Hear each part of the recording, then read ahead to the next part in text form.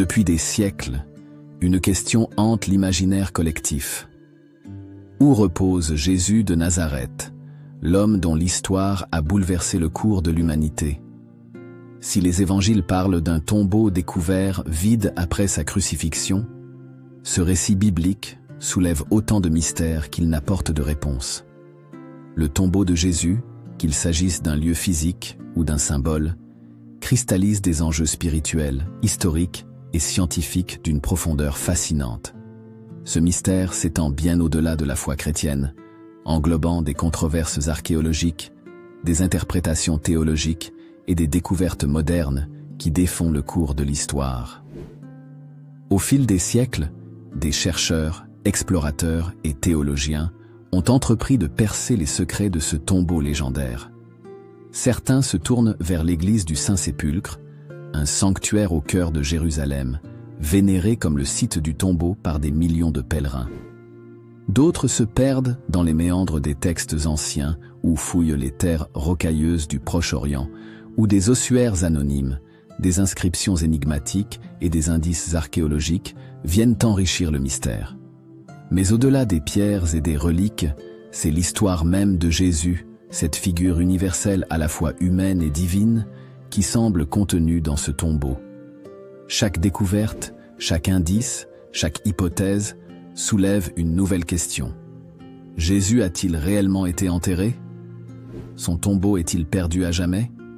Ou bien repose-t-il encore sous nos pieds, à l'ombre de l'histoire, attendant d'être découvert?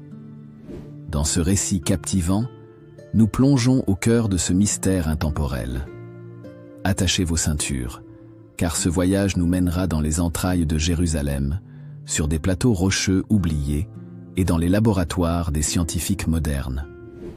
Le tombeau de Jésus n'est pas qu'une énigme de pierre et de poussière, c'est une fenêtre sur l'âme humaine et sur notre quête éternelle de vérité.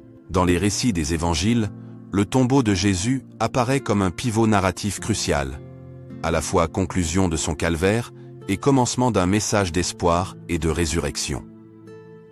Les textes bibliques, rédigés plusieurs décennies après les événements qu'ils relatent, décrivent le tombeau avec des détails intrigants et parfois divergents. C'est à partir de ces textes que naît le mystère du tombeau vide, un mystère qui a défié les esprits les plus brillants depuis près de 2 millénaires. Pour mieux comprendre, nous devons examiner minutieusement ces récits et ce qu'ils révèlent, ou dissimulent, sur ce lieu emblématique. Tous les évangiles synoptiques, Matthieu, Marc et Luc, ainsi que celui de Jean, s'accordent sur un point essentiel. Après la crucifixion, le corps de Jésus fut placé dans un tombeau appartenant à un homme riche, nommé Joseph d'Arimathie. Ce tombeau, décrit comme étant taillé dans le roc, était vraisemblablement une cavité funéraire typique de l'époque, utilisée pour les défunts des classes aisées. Selon la tradition juive, il était impératif d'ensevelir les morts avant le coucher du soleil, surtout avant le sabbat. Mais au-delà de cette description basique, les récits des évangiles diffèrent. Par exemple, Marc, 15 versets 46 à 47, mentionne que Joseph d'Arimathie enveloppa Jésus dans un linceul avant de rouler une pierre massive à l'entrée du tombeau. Matthieu, 27 versets 60 à 66, ajoute un détail surprenant. Une garde romaine aurait été placée à l'entrée pour empêcher toute tentative de profanation ou de vol du corps. Luc, 23 versets 55 à 56, met l'accent sur les femmes venues observer où Jésus avait été enterré afin de préparer des aromates pour embaumer son corps. Jean, 19 versets 39 à 42, enrichit le récit en mentionnant que Nicodème, un pharisien, apporta une grande quantité de myrrhe et d'aloès pour les rites funéraires. Ces différences, loin de diminuer la force des récits, amplifient leur mystère. Pourquoi ces variations? Sont-elles le fruit de traditions orales divergentes ou le reflet d'une intention symbolique plus profonde? L'aspect le plus intrigant du tombeau de Jésus réside dans le récit de sa découverte vide, 3 jours après sa mise au sépulcre. Ce moment, célébré comme la résurrection, constitue le cœur de la foi chrétienne, mais il soulève également des interrogations troublantes. Les évangiles décrivent une scène dramatique, bien que les témoins et les événements varient d'un récit à l'autre. Chez Marc, 16, versets 1 à 8, ce sont 3 femmes, Marie-Madeleine, Marie mère de Jacques et Salomé, qui découvrent que la pierre a été roulée avant d'être informées par un jeune homme vêtu de blanc que Jésus est ressuscité. Matthieu, 28, versets 1 à 10, décrit un tremblement de terre et l'apparition d'un ange qui roule la pierre et annonce la résurrection. Dans Luc, 24, versets 1 à 12, plusieurs femmes trouvent le tombeau vide et reçoivent la visite de 2 hommes en vêtements resplendissants. Enfin, Jean, 20, versets 1 à 18, met davantage l'accent sur Marie-Madeleine, qui découvre le tombeau vide seule, puis rencontre Jésus ressuscité, sous une forme qu'elle ne reconnaît pas immédiatement. Ces différences alimentent le débat sur la nature du tombeau vide. S'agit-il d'un fait historique ou d'un puissant symbole théologique destiné à transmettre un message d'espoir? Depuis les premiers siècles, le mystère du tombeau vide a suscité des critiques et des explications alternatives. Certains sceptiques, dès l'Antiquité, ont avancé que le corps de Jésus aurait été volé. Cette hypothèse est évoquée dans l'évangile de Matthieu 28, versets 11 à 15, où les chefs religieux juifs soudoyèrent les gardes pour qu'ils répandent cette rumeur. D'autres théories modernes, bien que spéculatives, offrent des explications alternatives. 1. La mauvaise localisation du tombeau. Certains chercheurs avancent que les disciples auraient simplement oublié l'emplacement exact du tombeau. Cette hypothèse est peu probable, étant donné l'importance qu'ils attachaient à la personne de Jésus. 2. L'hypothèse de l'inhumation secondaire. Dans la tradition juive, les corps étaient parfois transférés dans des ossuaires après une période de décomposition. Cette pratique aurait pu mener à la disparition du corps de Jésus. 3. La théorie du coma. Une hypothèse controversée suggère que Jésus n'était pas réellement mort sur la croix, mais dans un état de coma profond, dont il se serait réveillé plus tard. Cette idée est largement rejetée par les historiens en raison des détails des crucifixions romaines, connues pour leur brutalité. 4. Joseph d'Arimathie. Un personnage clé ou énigmatique. Joseph d'Arimathie est une figure centrale du récit de l'ensevelissement. Décrit comme un homme riche et membre du Sanhédrin, il a défié les attentes en réclamant le corps de Jésus auprès de Ponce Pilate. Certains chercheurs se demandent si Joseph d'Arimathie était un personnage historique ou une création symbolique. En effet, son rôle dans le récit pourrait refléter la prophétie d'Ésaïe, chapitre 53, verset 9, qui déclare que le Messie serait enseveli avec les riches. Par ailleurs, le statut de Joseph d'Arimathie en tant que membre du Sanhédrin, l'organe ayant condamné Jésus, ajoute une couche supplémentaire de mystère. Était-il un disciple secret, agissant par conviction personnelle, ou un allié opportuniste cherchant à apaiser les tensions après l'exécution de Jésus?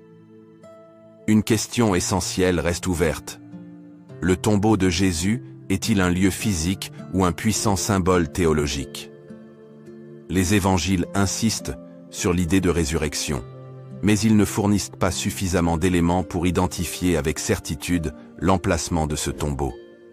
L'église du Saint-Sépulcre, située à Jérusalem, est depuis des siècles considérée comme le lieu du tombeau de Jésus. Mais cette identification repose sur des traditions anciennes, plutôt que sur des preuves archéologiques incontestables.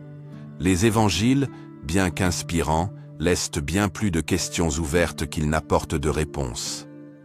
Si les récits du tombeau vide sont au cœur de la foi chrétienne, leur nature même, mélange de symbolisme et d'histoires orales, en fait un sujet de débat sans fin.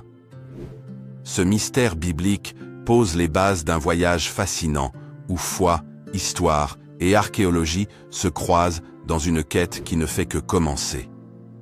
Le tombeau de Jésus, lieu énigmatique mentionné dans les évangiles, a attiré depuis des siècles l'attention des chercheurs, des pèlerins et des archéologues.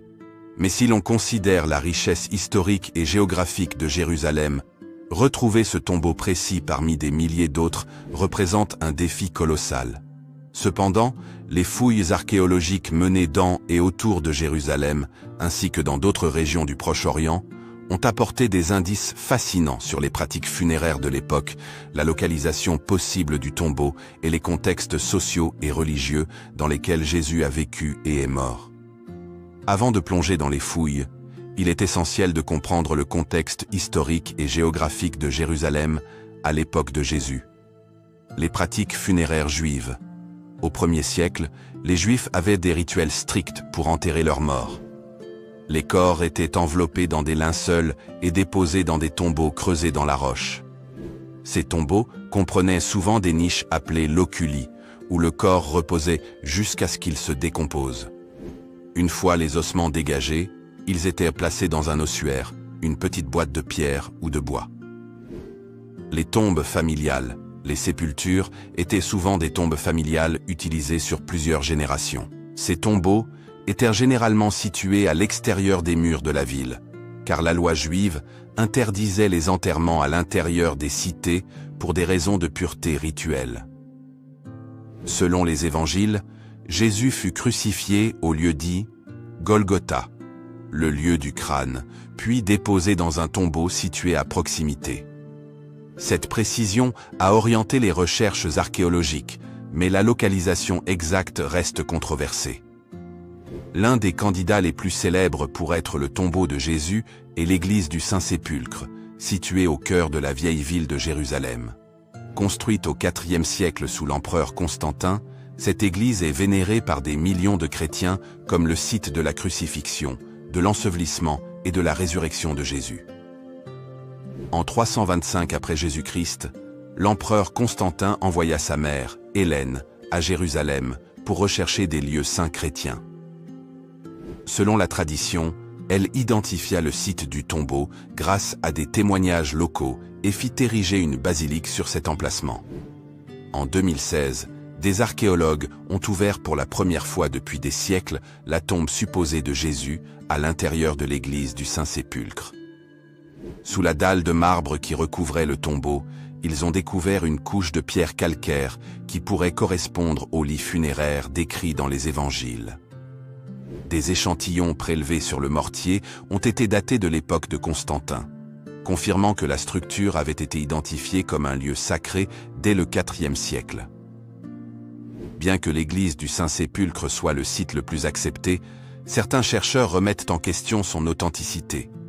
Ils soulignent que, lors de la crucifixion de Jésus, ce site se trouvait à l'intérieur des murs de Jérusalem, ce qui aurait été contraire aux lois juives sur les enterrements.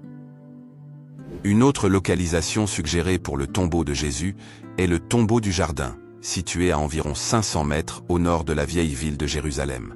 Une autre théorie soutient que le tombeau de Jésus pourrait être l'une des nombreuses tombes anonymes dispersées autour de Jérusalem. À l'époque, la ville comptait des milliers de sépultures, et il est tout à fait possible que le tombeau de Jésus ait été oublié ou détruit au fil des siècles. Les conquêtes successives de Jérusalem, par les Romains, les Byzantins, les musulmans et les croisés, ont entraîné la destruction de nombreux sites historiques. Le tombeau de Jésus aurait pu être parmi eux. Dans les premiers siècles du christianisme, les lieux associés à la vie de Jésus n'étaient pas systématiquement préservés. Ce n'est qu'à partir du IVe siècle, sous Constantin, que des efforts ont été faits pour identifier et sanctifier ces sites. Les avancées technologiques ont permis d'explorer les mystères des sépultures anciennes avec une précision sans précédent. Ces technologies permettent de cartographier les structures souterraines autour de Jérusalem, révélant des tombes et des cavités auparavant inaccessibles. En étudiant les ossements ou les matériaux des tombes, les scientifiques peuvent déterminer leur âge, leur origine géographique et d'autres détails cruciaux. Bien que controversées, les analyses ADN sur des ossuaires comme celui de Talpio offrent des possibilités de relier ces découvertes à des groupes familiaux identifiables. Les recherches archéologiques sur le tombeau de Jésus offrent une perspective fascinante mais fragmentaire. Chaque découverte, qu'il s'agisse du Saint-Sépulcre, du tombeau du jardin ou des ossuaires mystérieux, soulève autant de questions qu'elle n'apporte de réponses. Ces mystères témoignent de la complexité historique de Jérusalem et de l'impact durable de la figure de Jésus, qui continue de captiver l'imagination humaine. Le mystère du tombeau de Jésus ne se limite pas seulement aux fouilles archéologiques et aux découvertes matérielles. Il englobe aussi un large éventail de théories, de débats et d'interprétations qui ont surgi au fil des siècles, parfois provoquées par de nouvelles découvertes, parfois par des conjectures plus spéculatives. Ces théories remettent en question les récits traditionnels et cherchent à apporter des éclairages différents sur la nature du tombeau, la réalité de la résurrection, ou encore la possibilité que des aspects de l'histoire chrétienne aient été modifiés ou mal interprétés. L'une des théories les plus anciennes et les plus discutées à propos du tombeau de Jésus est celle du vol du corps. Cette hypothèse, présente dès les premiers siècles du christianisme, est évoquée par les évangiles eux-mêmes, notamment dans l'évangile de Matthieu, qui mentionne que les autorités juives auraient payé les gardes pour répandre la rumeur que les disciples avaient volé le corps de Jésus. Matthieu 28, 11, 15. L'argument du vol. Selon cette théorie, les disciples de Jésus auraient volé son corps pour donner l'illusion de la résurrection. Ce serait une tentative pour continuer à diffuser le message chrétien après la mort de Jésus. Certains théologiens et historiens suggèrent que face à l'échec apparent de la mission de Jésus, sa crucifixion, ses disciples auraient agi de façon désespérée pour préserver l'espoir dans la résurrection et l'émergence d'un mouvement religieux. Un des principaux arguments en faveur de cette théorie est l'idée que, bien que Jésus fût enterré dans un tombeau scellé et surveillé, les disciples avaient un intérêt à faire croire à la résurrection. De plus, les évangiles insistent sur la peur des autorités juives et romaines de voir un culte se développer autour de Jésus après sa mort. Les partisans de l'authenticité du tombeau vide soulignent que l'idée d'un vol du corps ne tient pas face aux circonstances. Les partisans de l'authenticité du tombeau vide soulignent que l'idée d'un vol du corps ne tient pas face aux circonstances. D'abord, les autorités romaines avaient tout intérêt à éviter tout trouble en surveillant étroitement le tombeau, et la garde mise en place par Pilate rendait un vol improbable. De plus, l'idée que les disciples aient risqué leur vie en propagant un mensonge, sachant qu'ils seraient persécutés et morts pour cette croyance, semble peu plausible.